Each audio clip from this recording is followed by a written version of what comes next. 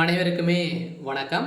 சற்று முன் கிடைத்திருக்கக்கூடிய ஒரு மிக மிக முக்கியமான செய்தி ஒன்று வெளியாகி உள்ளது. சற்று முன் முதல்வர் ஸ்டாலின் அதிரடி கைது, அடித்து இழுத்து சென்ற போலீஸ், நேரடி காட்சி, இது மாதிரி பார்த்தீங்கன்னா செய்திகள் வெளியாக இருக்கு.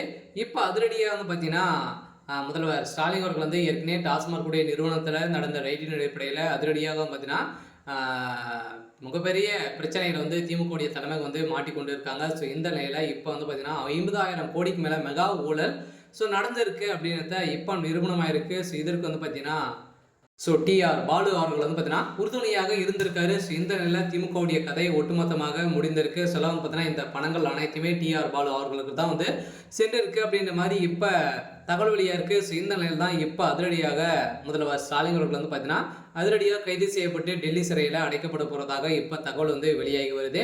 ஸோ இதை பற்றி இந்த வீடியோவில் நம்ம முழுமையாக பார்க்கலாம். ஸோ அதுக்கு முன்னாடி நம்ம சேனலுக்கு இப்போ தான் நீங்கள் முதல் முறையாக வந்திருக்கீங்க அப்படின்னா மறக்காமல் நம்மளுடைய சேனலை சப்ஸ்கிரைப் பண்ணி சப்போர்ட் பண்ணுங்கள். ஸோ வாங்க வீடியோக்குள்ளே போகலாம்.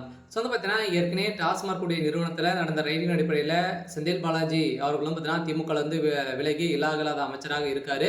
ஸோ அதே மாதிரி திமுக பார்த்தீங்கன்னா நிறைய அமைச்சர்களும் சிக்கியிருந்தாங்க. ஸோ இதை தொடர்ந்து பார்த்தீங்கன்னா 2வது முறையாக நடந்த ரைடின் அடிப்படையில் உதயநிதிக்கு டார்கெட் பண்ணி ரைடிங் நடந்தது. இந்த ரைடின் அடிப்படையில் தான் எக்கச்சக்கமான பணங்கள் சிக்கி, அதே மாதிரி நிறைய ஆதாரங்களும் சிக்கியிருக்கு. இந்த ஆதாரத்தின் அடிப்படையில் உதயநிதியுடைய நண்பர்கள் 3 பேர் பார்த்தீங்கன்னா கைது செய்யப்பட்டாங்க இல்லையா. ஸோ இதில் 2வது ரைடில் தொழிலதிபர்கள் அதே மாதிரி பார்த்தீங்கன்னா உதயநிதியுடைய நண்பர்களாம் பார்த்தீங்கன்னா சிக்கியிருந்தாங்க. அதே மாதிரி டாஸ்மாகுடைய இயக்குநராக மேல் இயக்குநராக இருந்த விசாரணையுடைய வீட்டிலும் தொடர்ந்து 2 நாட்களில் நடந்த ரைட்டின் அடிப்படையில் தான் அங்கு சிக்கிய ஆதாரத்தின் அடிப்படையில் இப்போ அதிரடியாக இந்த ஆதாரங்கள் அனைத்துமே டெல்லிக்கு சென்றிருக்கு. இந்த ஆதாரத்தின் அடிப்படையில் தான் இப்போ அதிரடியாக முதல்வர் ஸ்டாலின் திமுகவுடைய தலைமையகத்தை நடத்தக்கூடிய தகுதிகள் ஸோ இல்லை அப்படின்ற மாதிரி இப்போ அதிரடியாக பார்த்தீங்கன்னா ஜனாதிபதி அவர்கள் போட்ட உத்தரவின் அடிப்படையில் இப்போ அதிரடியாக ஸோ முதல்வர் ஸ்டாலின் அவர்கள் கைது செய்யப்பட்டிருக்காரு. சில ஆளுநர் ஆர் என் ரவிக்கு அடித்த ஒரு அதிர்ஷ்டமாக தான் இருக்க போகுது. சில தமிழக முதல்வராக ஆளுநர் ஆர் என் ரவி அவர்கள் அறிவிப்பு விடலாம் அப்படின்ற மாதிரி